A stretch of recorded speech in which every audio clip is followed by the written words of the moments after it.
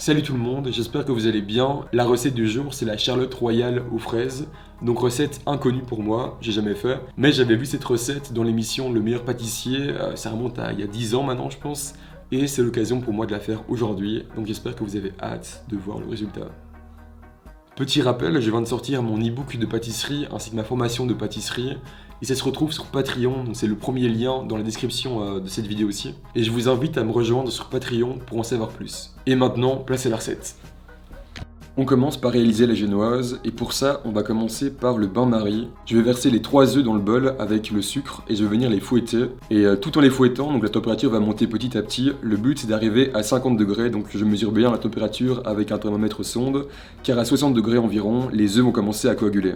Une fois que les œufs sont à 50 degrés, je les transvase dans le bol du robot et je vais venir les fouetter à vitesse maximale jusqu'au refroidissement total. Et c'est là qu'ils vont blanchir petit à petit et devenir bien plus fermes. On les veut bien fermes pour avoir un biscuit très léger.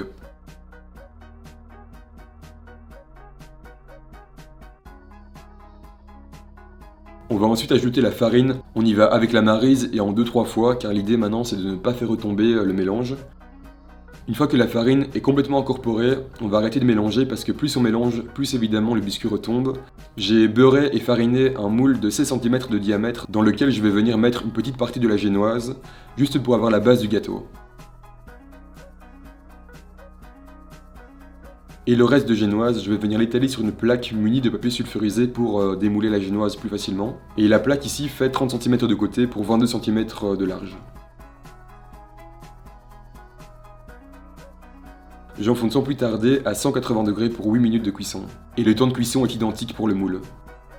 On passe ensuite au confit de fraises, et pour ça je vais mettre d'abord mes fraises dans un poêlon. Je vais les écraser à la fourchette pour qu'elles rendent un peu de jus. Je vais commencer à chauffer les fraises, et une fois que le mélange arrive plus ou moins à 40 degrés, dans un petit bol je vais mélanger le sucre et la pectine. J'ajoute le sucre et la pectine dans les fraises, et je vais maintenant venir monter le mélange à ébullition. Il va falloir maintenir une faible ébullition pendant environ 1 minute pour activer le pouvoir de la pectine. Je sors de la plaque électrique et je vais maintenant refroidir le confit.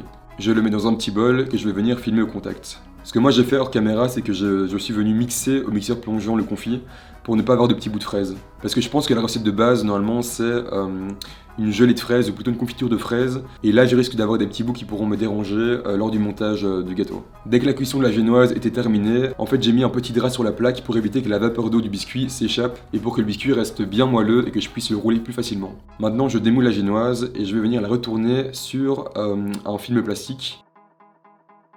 Je vais également retirer le papier sulfurisé pour avoir une Charlotte Royale qui soit vraiment la plus jolie possible. Ce qu'il faut faire, c'est retirer en fait toutes les parties de biscuit qui sont un peu trop colorées. Ce qu'il faut, c'est un biscuit le plus blanc possible, et pour ça, je vais venir pas vraiment gratter le biscuit, mais plus frotter un peu dessus, et vous allez voir, ça s'enlève très facilement. Et je fais ça des deux côtés.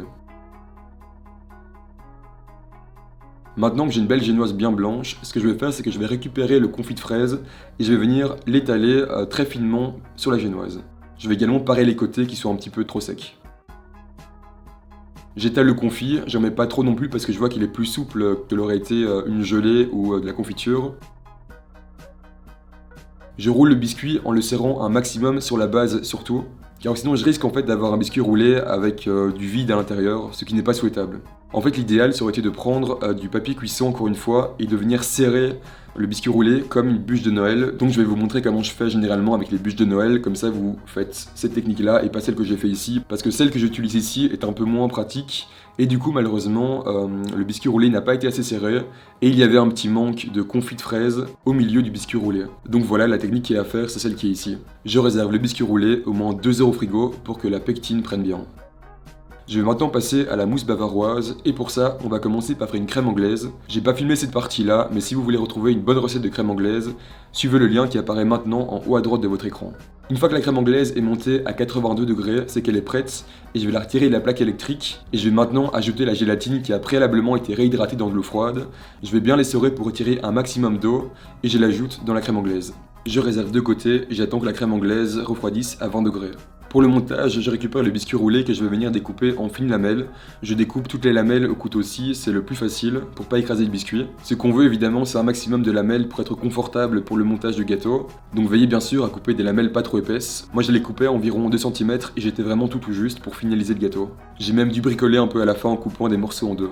Ce qu'il faut aussi évidemment, c'est un bol tapissé de film plastique. Ce bol est assez petit, il fait 19 cm de diamètre. Je vais venir placer toutes mes tranches de génoise, une à une. Le but évidemment est de laisser le moins d'espace possible entre les bouts de génoise, pour qu'on ne puisse pas apercevoir la bavaroise une fois que le gâteau est démoulé. Une fois que tous les morceaux de biscuits roulés sont placés dans le bol, je vais venir récupérer la crème anglaise qui a commencé à gélifier tout doucement.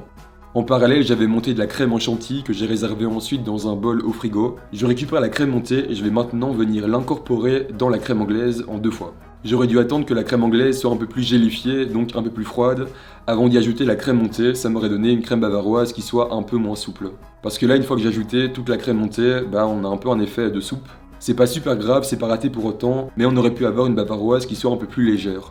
Je continue le montage, par-dessus les biscuits, je vais venir verser un tiers de la crème bavaroise. Ensuite, je vais alterner une couche de fraise, une couche de bavaroise, une couche de fraise, et pour finir, encore de la bavaroise, avant d'ajouter le biscuit génoise qui a été cuit dans le moule à part. Le montage est maintenant terminé, je vais pouvoir réserver le bol au moins 3-4 heures au frigo. Une fois que la Charlotte Royale a bien pris au frigo, on va venir mettre une assiette par-dessus et retourner l'assiette et le bol en même temps pour démouler le gâteau. Alors ça se démoule vraiment très facilement, même pas besoin de tirer sur le film plastique, ça se démoule vraiment tout seul. Je retire le film et voilà, la Charlotte Royale est prête. Étant donné que la crème bavaroise était assez souple, elle a pu facilement s'infiltrer dans les moindres petits trous que j'avais laissés entre les biscuits, et du coup c'est pour ça que malheureusement on voit apparaître par endroits de la crème bavaroise sur le gâteau une fois terminé. Empressez-vous de faire ce gâteau car la saison des fraises finit en septembre, il y a quand même peut-être quelques petites variétés de fraises qu'on peut avoir jusqu'en octobre.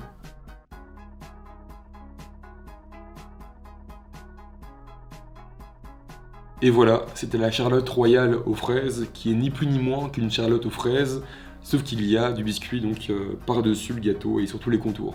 Et que le biscuit, c'est une génoise et non plus un biscuit cuillère comme la Charlotte classique. J'espère que la vidéo vous a plu et je vous rappelle de me rejoindre sur Patreon pour l'ebook et pour la formation. Et moi je vous dis à très vite pour une prochaine recette. Ciao!